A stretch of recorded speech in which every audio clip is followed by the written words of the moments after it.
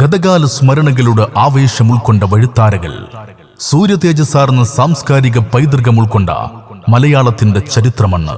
ഹാർഷിങ്കർ അയ്യങ്കാളിയും മങ്ങാട്ടച്ചനും വെളിയംകോട് ഉമർഖാദിയും തോളോട് തോൾ ചേർന്ന് മതേതരത്വത്തിന്റെ മഹിതമായ വിളക്കുമാടങ്ങൾ കൊളുത്തിവെച്ചു. പള്ളി മിനാരങ്ങളിൽ നിന്ന് ഉയർന്നു പൊങ്ങുന്ന ബാങ്കുവിളിയും അമ്പലങ്ങളിൽ നിന്ന് വിളിച്ചോതുന്ന ശംഖുനാദവും ക്രൈസ്തവ ദേവാലയങ്ങളിൽ നിന്ന് ഉയർന്നു പൊങ്ങുന്ന മണിനാദവും നെറ്റിയിൽ ചന്ദന കുറിതൊട്ട ഹൈന്ദവനും വിശ്വാസത്തിന്റെ കുരിശുമാലയണിഞ്ഞ ക്രൈസ്തവനും പടച്ച തമ്പുരാന്റെ മുമ്പിൽ 5 നേരം സുജൂദ് ചെയ്യുന്ന മുസൽമാനും ഒരു മാലയിൽ കോർത്ത മുത്തുമണികളെപ്പോലെ ഒരമ്മ പെറ്റ മക്കളെപ്പോലെ ഈ മലയാളത്തിന്റെ കൈരളിയുടെ സാംസ്കാരിക ഭൂമികയിൽ അവർ വാണു.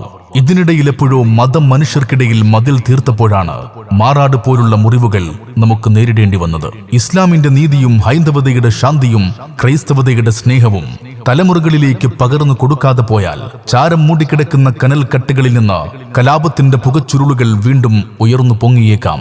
മതസൗഹാർദ്ദത്തിന്റെ വിളനിലമായി ഈ മലയാളത്തിന്റെ ചരിത്രമണ്ണ് ഇനിയും മുന്നോട്ട് കുതിക്കട്ടെ.